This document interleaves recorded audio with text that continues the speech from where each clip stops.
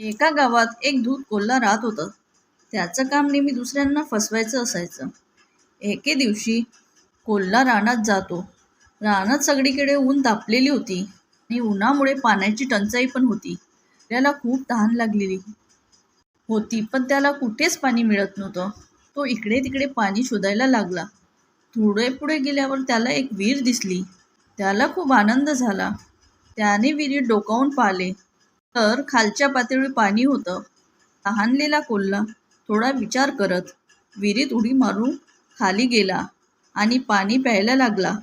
तहान भागल्यावर तो वर येण्याचा प्रयत्न करू लागला, पण अरे, आता वर येणे शक्यच नव्हतं. तो अडकून पडला. तो जोरजोराने ओरडू लागला, पण त्याचा आवाज कोणाचपर्यंत पोचत नव्हता. तेवढ्यात एक बकरी तिथून जात होती. तिला पण तहान लागलेली होती. तिने विहिरीत पाहिले.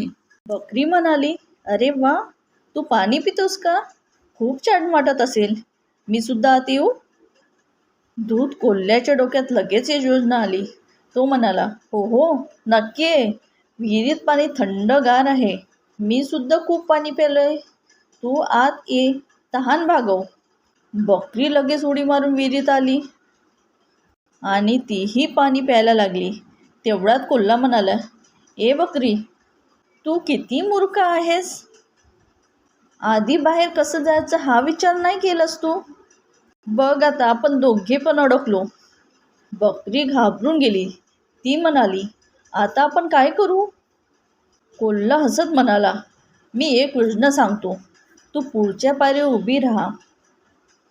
मग मी तुझ्या पाठीवर उडी मारून वर जाईल. मग मी तुला वरून हात देईल. बकरीला दुसरं काही सुचलं नाही. ती तयार झाली. कोल्हा तिच्या पाठीवर चढून वर आला. वर आल्यावर तो परत बघत सुद्धा नाही. तो तिथून थेट जंगलात पडून गेला. बकरी ओरडतच राहिली. बकरी विहिरीत अडकून पडली. बरं, मग या गोष्टीतून आपण काय शिकलो? समोरच्यावर विश्वास ठेवण्याआधी स्वतःचा विचार करा. मुलांनो, अशाच नवीन नवीन गोष्टीसाठी चॅनलला सबस्क्राईब करायला विसरू नका.